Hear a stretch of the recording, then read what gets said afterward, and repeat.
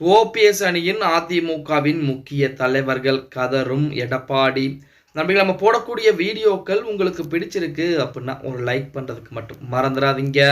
அனைத்திந்திய அண்ணா திராவிட முன்னேற்ற கழகத்தை பொறுத்த வரைக்கும் நம்ம அனைவருக்கும் தெரியும், அதோடைய பொதுச் செயலராக எடப்பாடி பழனிசாமி இருக்கிறார். அது மட்டுமல்லாமல் எதிர்க்கட்சி தலைவராக எடப்பாடி பழனிசாமி அவர்கள் இருந்திருந்தாலுமே தற்போது பாத்தீங்க அப்படின்னா எதிர்க்கட்சி துணைத் தலைவராக ஓபிஎஸ் அவர்கள் தான் இருந்து கொண்டிருந்தார். எதிர்க்கட்சி துணைத் தலைவர் பதவியில் ஓபிஎஸ்ஐ விட்டு நீக்குவதற்கு எடப்பாடி பழனிசாமி எவ்வளவு பெரிய வேலைகளை எத்தனை முறை பார்த்தீங்க அப்படின்னா எடப்பாடி பழனிசாமி அவர்கள் கடிதங்களை கொடுத்தார் அப்படிங்கிற தகவல் நம்ம அனைவருக்குமே தெரிஞ்சிருக்கு. இப்படிப்பட்ட ஒரு சூழ்நிலையில் தற்போது எடப்பாடி பழனிசாமிக்கு எதிராக அதிமுகவிலே மிகப்பெரிய போர்க்குடி உயர்த்துவதற்குரிய வேலைப்பாடுகள் அனைத்தும் நடந்து கொண்டிருக்கிறதா. அதற்காண்டிதான் எடப்பாடி பழனிசாமியை விடுத்து ஓபிஎஸ் தரப்பில் இணைவதற்கு அதிமுக இருக்கக்கூடிய முக்கியமான தலைவர்கள் முன் வந்திருக்காங்க அப்படிங்கிற மாதிரி செய்திகள் எல்லாம் வெளியாகி இருக்கிறது. அதாவது அதிமுக இருக்கக்கூடிய முக்கியமான தலைவர் இந்த ஈரோடு கிழக்கு தொகுதி இடைத்தேர்தலிலே போட்டியிடலாம் அப்படின்னு சொல்லி சொல்றாங்க. ஆனா எடப்பாடி பழனிசாமி இல்ல வேண்டாம், நம்ம கிழக்கு தொகுதியிலே போட்டியிட்டால் தோல்வியை கண்டுவிடுவோம், தோல்வியை கண்டுவிட்டால்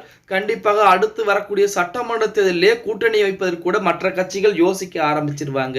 நாடாளுமன்ற தேர்தலிலே கூட்டணி இல்லாமல் நாம் திண்டாடியது நமக்குத்தான் தெரியும் அப்படிங்கிற மாதிரி எடப்பாடி பழனிசாமி சொல்ல ஆரம்பிக்கிறார். அந்த ஈரோடு கிழக்கு தொகுதி இடைத்தேர்தலிலே நாம் ஜெயித்து விட்டோம் அப்படின்னா இன்னும் அதிமுகவுடைய பலம் என்பது கூடுமே அப்படின்னு சொல்லி அதிமுக இருக்கக்கூடிய முக்கியமான தலைவர்கள் புறம் சொல்ல ஆரம்பிச்சிருக்காங்க. இருந்த போதிலுமே எடப்பாடி பழனிசாமி மட்டும் அதற்கு மறுப்பு தெரிவித்துக் கொண்டே இருக்கிறாராம். இப்ப ஓபிஎஸ் அவர்களை பொறுத்த வரைக்கும் அடுத்து வரக்கூடியதாக இப்ப அடுத்த மாதம் நடக்கக்கூடிய இடைத்தேர்தலில் போட்டியிடலாமா வேண்டாம் அப்படின்னு சொல்லி ஆலோசனைகளை செய்து கொண்டிருக்கிறார். பாஜகவிடம் அதற்குரிய ஆலோசனைகளை கேட்டிருக்கிறார். பாஜகவின் சார்பாக வேட்பாளரை அறிவிக்கவில்லை என்றால் ஓபிஎஸ் தரப்பிலிருந்து வேட்பாளர் அறிவிக்கப்படுவதற்கு அதிகப்படியான வாய்ப்புகள் என்பது இருக்கிறது அப்படின்னு சொல்லலாம். அதைத்தான் நேற்று தினம் செய்தியாளர் சந்திப்பிலே ஓபிஎஸ் மிக அழுத்தமாக சொல்லி இருந்தார். என்ன அப்படின்னு பார்த்தோம்னா, வருகின்ற ஈரோடு இடைத்தேர்தலிலே நாங்கள் ஆலோசனை என்பது செய்து கொண்டிருக்கிறோம், பாஜகவுடன் ஆலோசனை செய்துவிட்டு அதற்குரிய முடிவுகளை மிக விரைவாகவே நாங்கள் அறிவிக்க போகிறோம் அப்படிங்கிற அறிவிப்பை கொடுத்திருந்தார். நாங்கள் பின்வாங்க போகிறோம் அப்படிங்கிற மாதிரி அறிவிப்பை எதையுமே கொடுக்கல.